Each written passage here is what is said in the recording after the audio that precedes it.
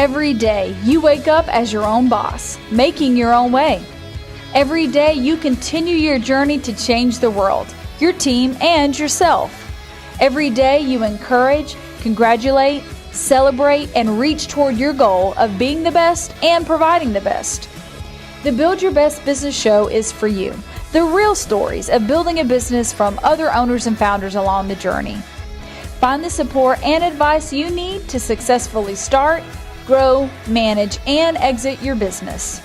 What are you going to do today to build your best business?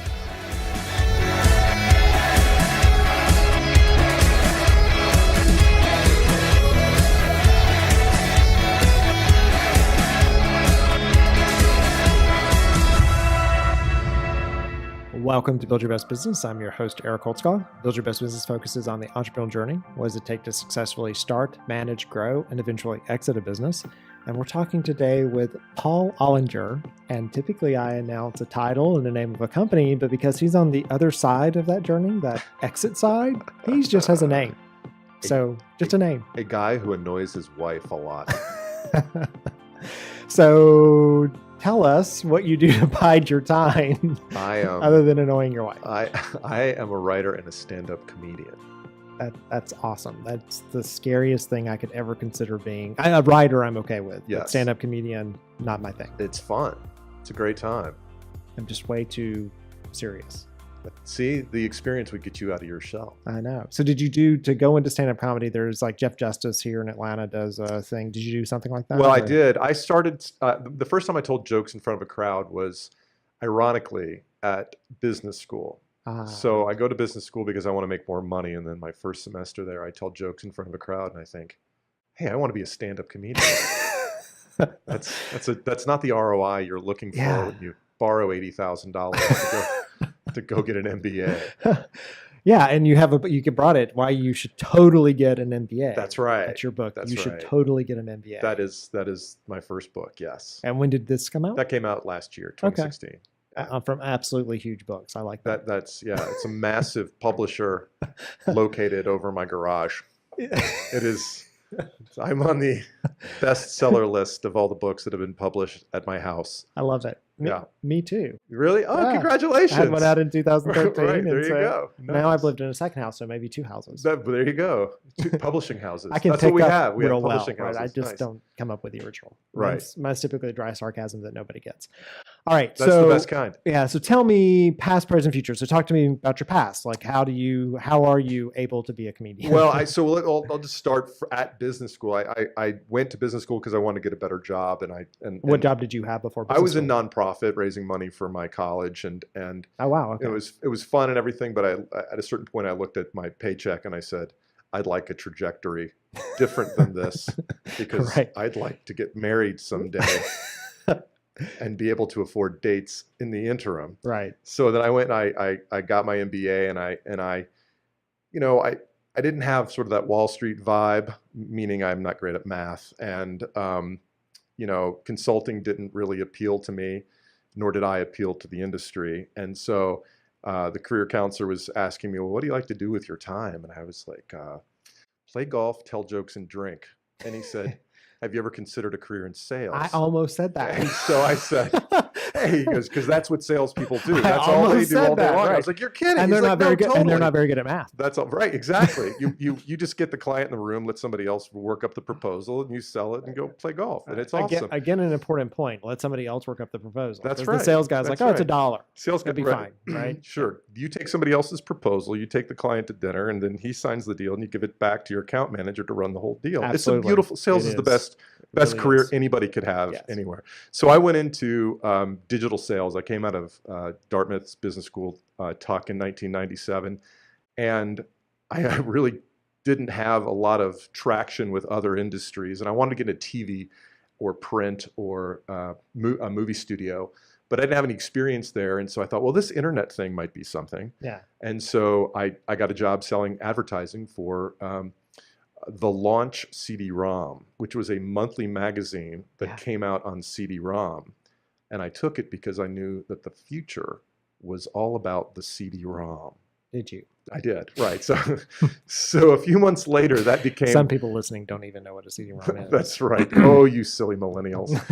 So that became Launch.com, which was a music website, an early version of what is totally remember Pandora or Spotify. Yeah. We had a radio player called Launchcast that was great, except that people couldn't listen to it because there was no broadband infrastructure on which for it to reach the consumer. Yeah, right. So we were a little bit early for our time. We went public, we got huge, we blew up with everybody else in 2001, and then Yahoo bought us with change that Jerry Yang found in his couch. And I don't want to brag, but I made $3,000 on that exit. Oh, wow. And I invested it all in a desktop computer with 2 CD-ROM drives. Running Windows. That you still have today. That's right, seriously, exactly. Running Windows Millennial Edition, which was probably a fantastic... wouldn't be true because anybody using a Windows system has too many viruses for it to still be running today. And of all the Windows systems, Millennial was like the worst one. Yeah. Now, I don't want to say that was foreshadowing for the generation that came out, but no, I'm just kidding, everyone. Mostly. Is that the one they call Windows Me? Probably. Is that something else? Windows Me, Windows self-absorbed. This is the most self-absorbed operating system that Microsoft has ever put out. It is the most ham-handed, slowest moving operating system in the history. I was yesterday I saw somebody who had a brand new laptop from a company that's not Apple, and it had a different connector to the TV. Right. And I was like, who do these people think they are? They can't come out with another. We don't need another connector. Gateway is back, everybody. Yeah, right. Yeah, the gateway country. The resurgence of the South Dakota tech scene. Okay, so you probably made more than $3,000. No, on that. Yahoo bought the company for $12 million and assumption of debt probably.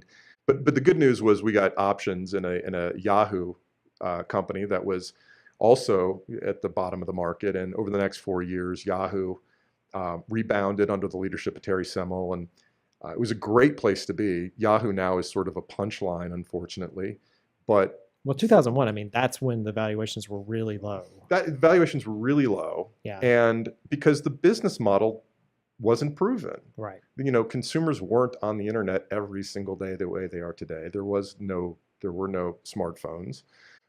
But at that point, Yahoo knew that it had to get serious about proving its value to advertisers and driving a real revenue model. Prior to that, they were doing advertising deals with VC funds. Remember, they'd go out to Silicon Valley, and this company that whatever VC was funding would also do hey, great news, we got you a $50 million advertising deal on Yahoo for banner ads at like a $75 CPM. Right. I mean, and they were a novelty. There was no tracking. There was no way to prove whether nobody knew. Right. Everybody saw it, clicked on it, anything. So their business model prior to that was in 2001 wasn't proven. And then in 2001, they started to get really serious. They started to court marketers in their own language. They included ad agencies in the go-to-market plan. And it was a fun, fabulous place to work for 4 years. Excuse me. Not a lot of people say that during that period of time. I started a business in 2002 because of the dot-bomb boom, the dot-bomb thing that occurred and all that. Because I was traveling and working I worked for Silicon Graphics for a while, and then a company called CyberSource. And that was, my strike price was $37 a share when I went to work for CyberSource. And when I left, I think they were at 41 cents or something. They're like, don't exercise those options. Yeah, they're like, would you like it? I'm like, no, I would not. Hey, great news. Sounds great. The IRS said I made $4 million. Let me just go pay those taxes, and then at some point I'll sell surely it'll come back. Right. Learn all about AMT. And so that was good 2001 to 2000. I mean, you were able to use that upswing. Right? Yeah, the trajectory is, in the buy low, sell high formula, I was granted low, and I was fortunate to be able to ride the wave that Yahoo was on. And so I worked there for 4 years, handling major accounts like Visa and Pepsi and Intel and things like that. And it was fun to be a part of figuring out what digital advertising really meant. Right. At the same time, Google was really the legitimizer in the digital media world, because they said to marketers, hey, invest $1, we'll give you $1.50 back. And when you say that, marketers really listen. Yeah.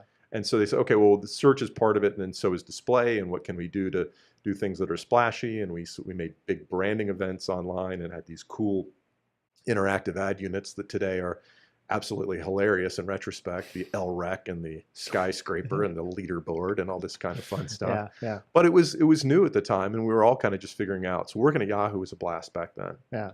And so then at some point you end up having an exit that... Well, so when I started making a little bit of dough at Yahoo, I was paying off my student loans the whole time from business school. And I said, if I ever have enough money, I'm going to quit and go do stand-up comedy full time. Okay. And I just happened to I was sitting at my desk in my cube at the Yahoo office in New York, and the phone rang. And this woman's calling from Los Angeles who said, I work for an agency here in LA, and we want to activate comedy for one of the Pepsi brands. Can you help me do that? And I said, let me write up a brief and I'll send it to you. I did. She called me back and said, this is great. How do you know so much about comedy? I said, well, I'm an open micer. I love comedy. And she said, well, you need to meet my boss. And I said, who's he? And it's Robert Hartman. He's the guy that runs the improv chain of comedy clubs. And I was like, okay, I'm going to quit in 6 months and then I'll call Robert. So I said, thanks, hung up. Hour later, my phone rings. It's Robert Hartman. And he says, why don't you come out to LA, and if you help me with my internet strategy, I'll put you on stage every weekend. And so 9 months later, without signing any documents, I moved to LA and started working with the guys at the Improv and Levity Entertainment, a management group out there. And it was amazing. I did something like 400 shows in the space of almost 2 years. I opened for David Tell, Bob Saget, Roseanne Barr, dozens and dozens of amazing comedians, and I got a really great taste of the business. Talking about getting your 10,000 hours quick. That's the key, right? Yeah. In comedy, and I'm still not at 10,000 hours in comedy. I mean, 10,000 hours is a lot of time. Right. I mean, well, that's the Malcolm Gladwell. Yeah, of course. Yeah, it's the tipping point. Sure. Yeah. And they say 10 years of comedy is really when you start to get your feet wet, or really start understanding what you're doing. One day in the green room, Ralphie May, the headliner comedian, said to me, he's like, oh, don't worry, you'll start to get the hang of it in about 8 years. And I was like, 8 years? That is unfathomably long. Yeah. Well, that was like 10 years ago. So if I kept at it, maybe I'd know what I was doing at this point. But so I was doing comedy out in LA. It's going great. But then I get engaged. And at least between me and my father-in-law, at least one of us thought that I needed a real job. And so long about that time, I get a call from guys I used to work with at Yahoo who were running the sales team at a little social media company called Facebook. There's about 200 employees at the time. And my wife's like, are you sure you want to take this job? And I said, honey, someday I think this company could be as big as MySpace. It could be. It could be if they do everything right. Maybe. I thought MySpace was making a comeback. MySpace was huge back then. Right. But I think Justin Timberlake or something made it. That was a few years back, and I don't think it worked out. I don't think that was the high. You're not going to read about that in JT's obituary. It's not or you might. Right, the unfortunate time. That's right. I don't think he put. I think he put his credibility and not his money into it. But yeah. So I thought, well, what the hell? I'll go work. I love these guys, and this company looks like it's growing really fast. I mean, I'd love to tell you that I knew it was going to change the world, but I took it for reasons because I liked the people that worked there. Yeah. And I looked at it and I said, well, it is growing very, very fast. And I remember that old shampoo commercial that if I join and I tell two friends and she tells two friends and so on and so on. Well, what is that? That's geometric growth. Right. And that's generally pretty good for a business. And so I thought, well, it had about 25 million users when I started per month, monthly active users. And today it has about 2 billion. Yeah. So I was there for 4.5 years, and I left when it probably had 800 million. And I left for, among other reasons, thinking, well, how much bigger could this thing really get? Right. And the answer is 1.2 billion users, 26 billion in revenue. Yeah. And 280 billion in market cap. Yeah. Which is why I cry myself to sleep every night. And my wife always says, if you would have stayed. No, I'm just kidding. I'm just kidding, honey. That's the thing that comes up in honey. the fight at the end. No, right? No. All right, so we're going to go to commercial break. And so right. Coming back and deciding, because it's interesting, we talk about getting to that pinnacle point. And I've been in several, kind of CEO roundtables, and people talk about, I got an offer on my business. I'm going to sell it. Then what are you going to do? And you're like, I'm going to go to the beach. Well, then what are you going to do? Mm-hmm. So how did you decide what you were going to do next? What did that feel like? What did that look like? So we're talking today with Paul Ollinger. That's it. He's a comedian. He's got no title, no other name. Paul Ollinger. I just have to get that right. You're listening to Build Your Best Business. I'm your host, Eric Holtzclaw. We'll be back in just a minute.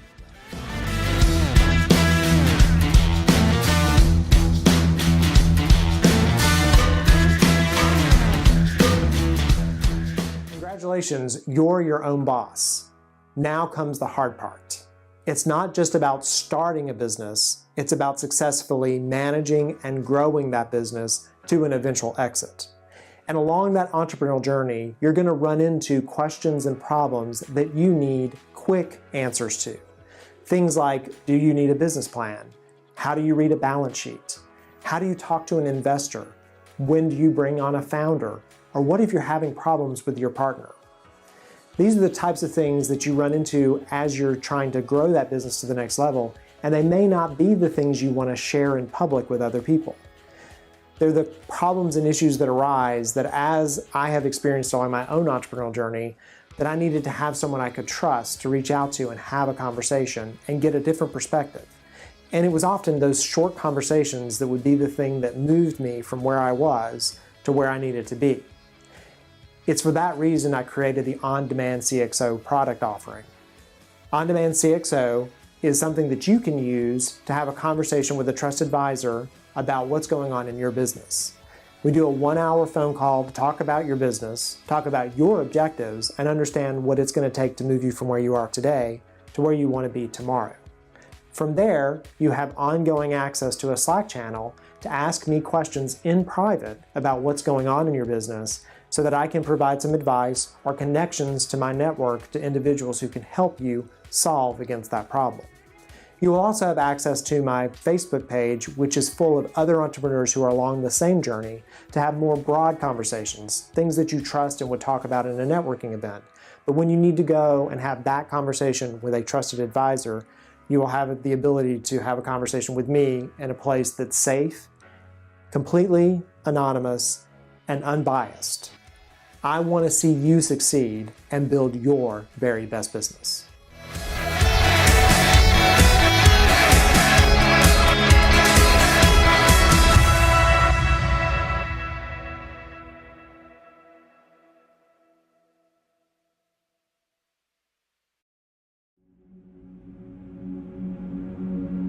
Are you looking to grow your business? Maybe you know exactly who you need to get in contact with. You're just not sure how to go about it. Podcasting is your answer, and at Briller Media, we make you the expert. We have state-of-the-art equipment to record your audio and video podcast. Plus, we take care of everything on the back end. We schedule your guests, upload your podcast to the top podcasting platforms, and we push out your show on social media, promoting you, your business, and your guest's business. How could they ignore your pitch after that? Briller Media, we make you look brilliant.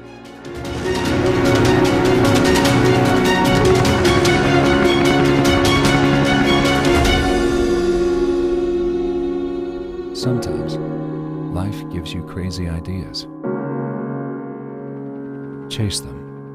Welcome back. You're listening to Build Your Best Business. I'm your host, Eric Holtzclaw. I'm talking to the one, the only, Paul Ollinger, because he gave me no other way of introducing him. Other than the fact that he's worked with a lot of kind of historically famous internet companies. I'm having kind of a walk past, I think the music company you were talking about earlier. Yes, launch.com. I think I bought a machine that had that pre-installed on. Oh, nice. Yeah. Yeah, it was like I'm sure we overpaid for that deal. One of the things that was, when your machine starts, all these things happen. That's right. I think that was one of them. Anyway. Your subscription to drcoop.com and all those other fantastic businesses from 1999. Right. Pointcast. Well, remember, Pointcast. Oh, right. It's so funny when we have these. Yeah, and yeah, you would pay to be part of the startup experience. You know, like some BD guy from from Dell would come in and say a nickel for every time you get. Yeah, that's right. That's probably more than that. But anyway, so we're talking with Paul, and my show's around starting, growing, eventually exiting a business or having enough money, and you said it nicely, screw you money. Mm-hmm. I often call it something else, but that getting to a number I'm where a clean man. I don't think like you do. Yeah, okay. Eric, come on. Everybody should have that number though. You really should have that number in your head. If you've started a business, You need to know what that is because it gives you a target you're headed towards. Right. And also, if you're with a business partner, they don't have the same number, maybe you need to talk. just a small little conversation. So when you get to that, you and I were talking during the break. It's awesome, right? Right. It's awesome. Right. And I've been in a couple of CEO roundtables where the person in that roundtable was about to get an offer. Yeah. And we would say to him, "Oh, what are you going to do once you sell the business?" And they'd Mhm. say, "Oh, we're going to go to the beach." Right. Okay. 30 days later, Right. what are you going to do? That's right.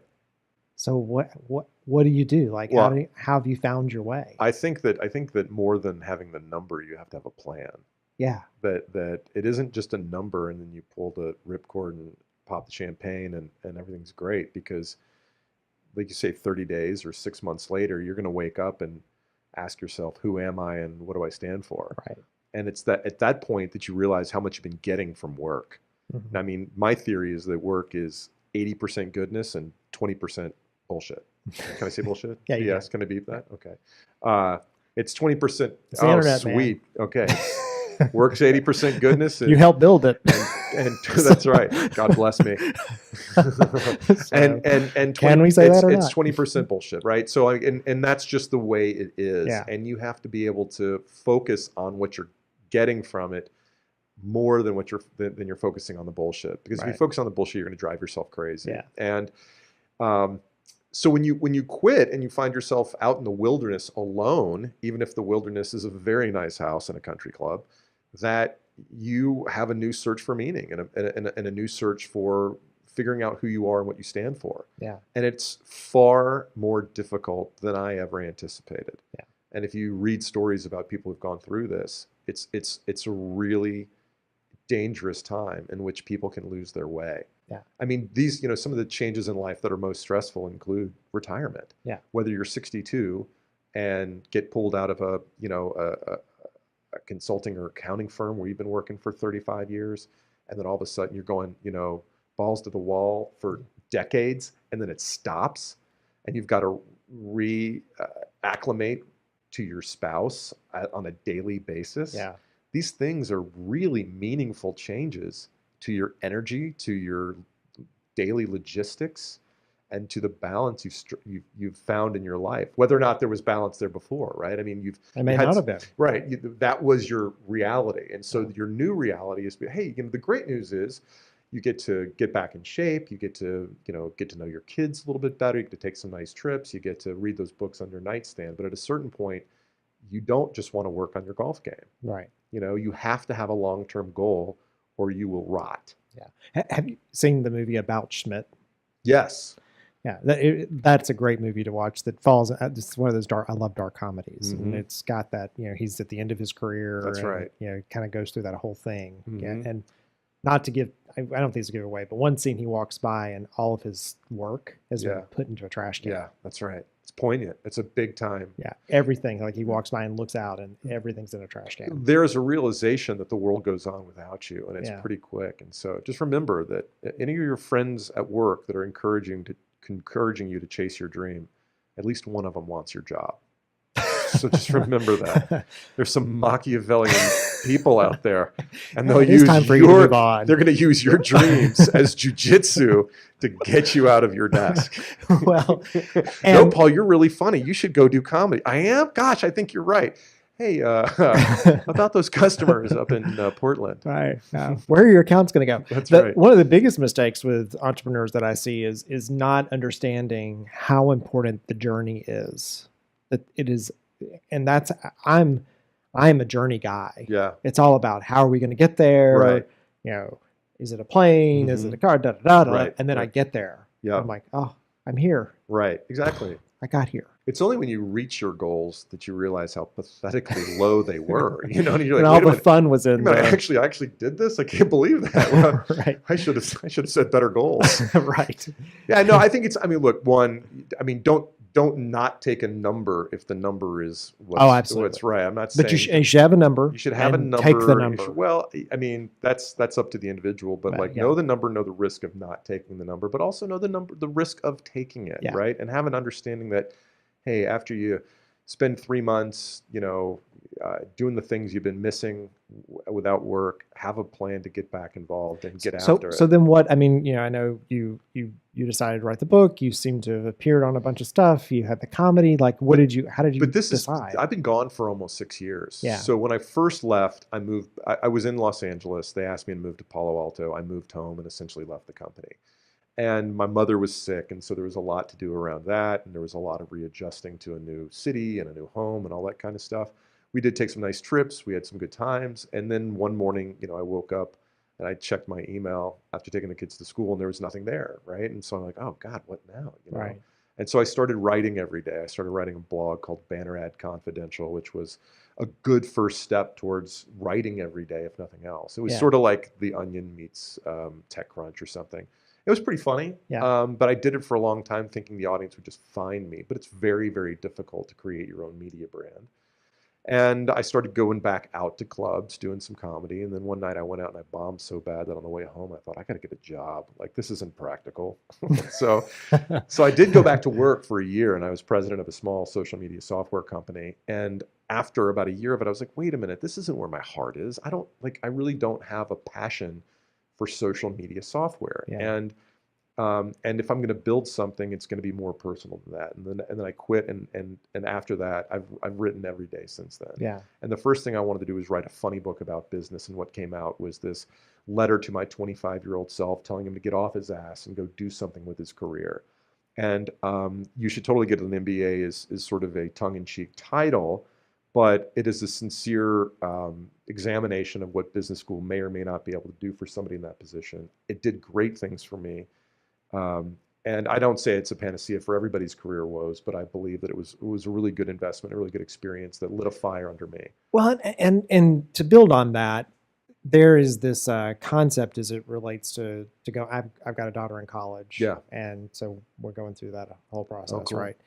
And one of the things that I think she's doing well is she's taking advantage of every single opportunity as part of it, which is what I use college as a complete stepping stone into what I wanted to do. I didn't see it for college, right? Right. I was like, I'm here to end up working at IBM. Like Right. that's I great. chose the college because I knew their relationship with IBM, right? And what I do see people, Not most kids don't think like that. no, they don't. And but I'm saying that How's that football team? Right.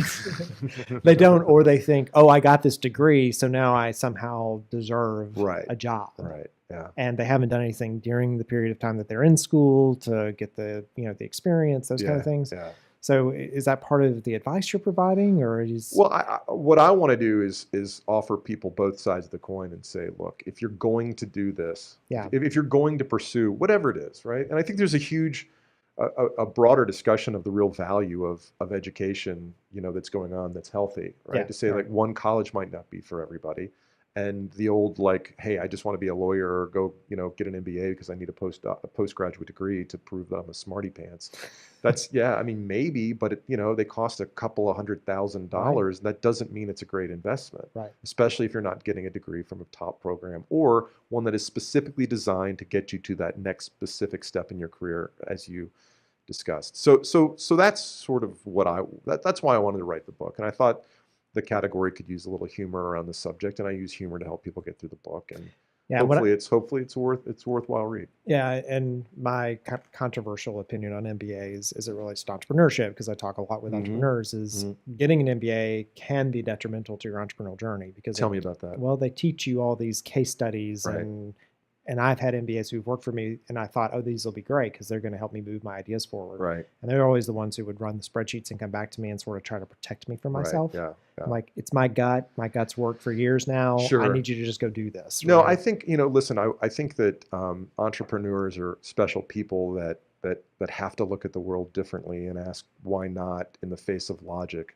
And I don't make the argument that one needs an MBA to be an entrepreneur. Yeah. I do make the argument that entrepreneurs eventually need MBAs to scale their business. Yeah, agree. And if you look at, once you get to a certain point, Absolutely. right? If you look at who's hiring MBA. Now, when I went to technology in 1997 out of business school, I was an anomaly. I was one of 2 people out of 180 in my class that went into technology. And I think into the internet. There were other people that probably went to enterprise software companies. Yeah, right. You know, but yeah, the internet at that point was not. It wasn't. It was where people who blew their case interviews went. I'm not talking about me, of course. So you know but today Amazon is the #1 hirer of MBAs at top schools. Right. You know, they're hiring every bit as many as JP Morgan and McKinsey and the people and brand brand management folks. Yeah, but Amazon is that's a huge company. It is a huge company, right? But it's a technology company that was a startup 20 years ago, yeah. and look, Facebook is hiring hundreds of MBAs. It's also a huge company, but it wasn't 7 years ago.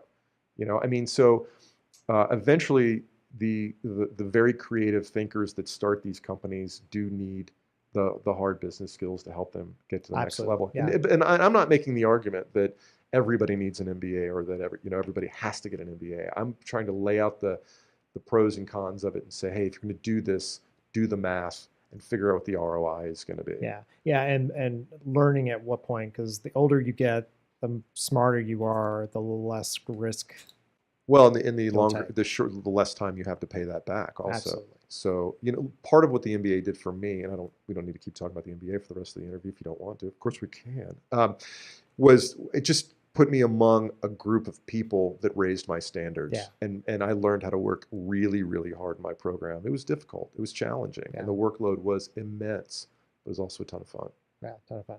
And so what practical advice, if you met somebody who was at a point of, because you said, you did the travel and you did all that kind of stuff, and then you tried the startup and it didn't quite work, and you knew you liked to write. So it felt like you had a fallback, but was there anything that you could tell someone that would say, hey, if you're at that point and you don't know what to do next because you've sort of made it? Right.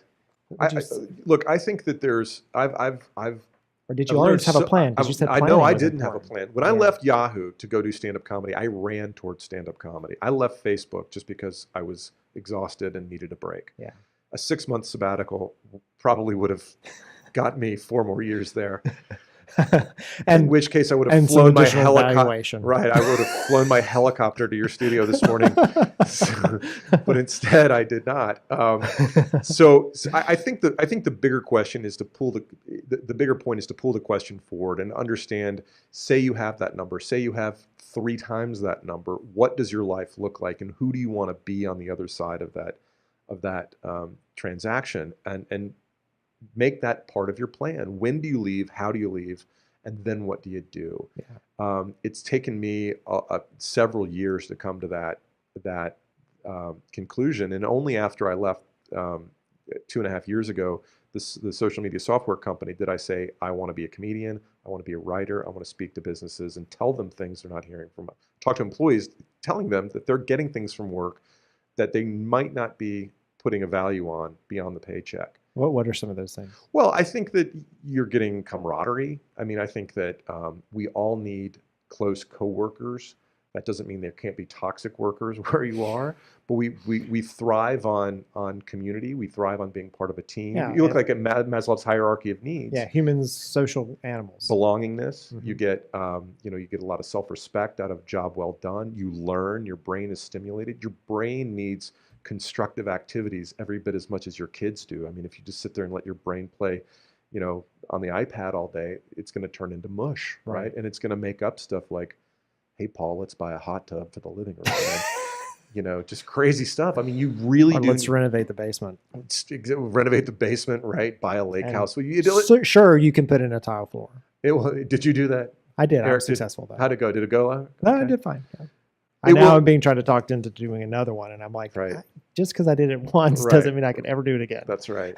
You got to talk to your cohabitants about comparative advantage and opportunity cost. Yeah.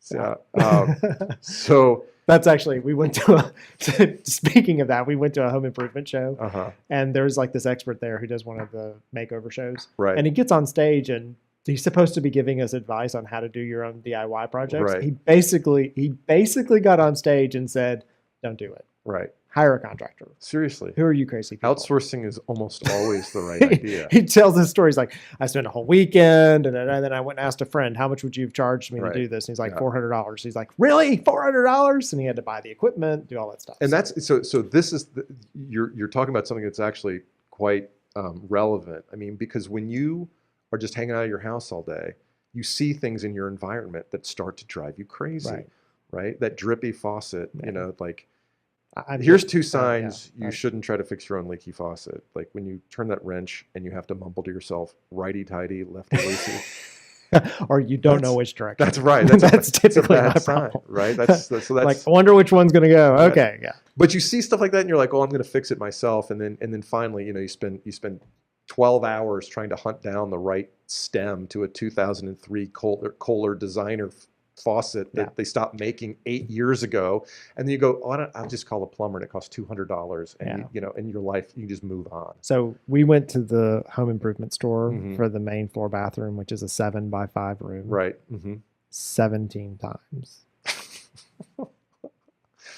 It's pretty obsessive. Right? We went to the home improvement store so often that my phone knows where my standard places are that I travel at times. And I got in the car the other night and it told me that it was 8 minutes to the Home Depot.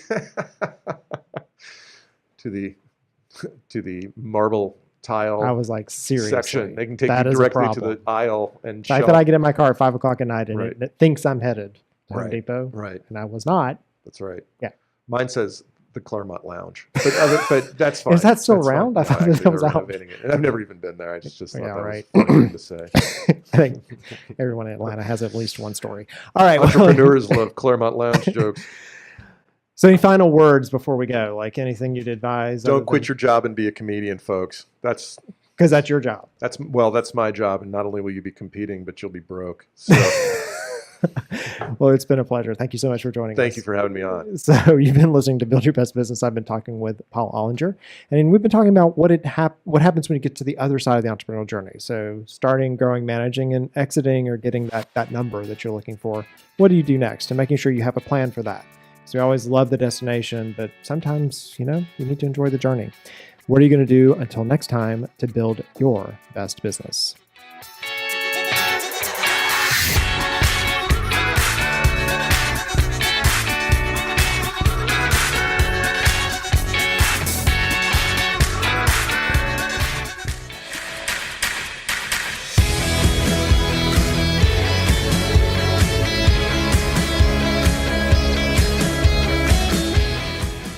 Every day, you wake up as your own boss, making your own way.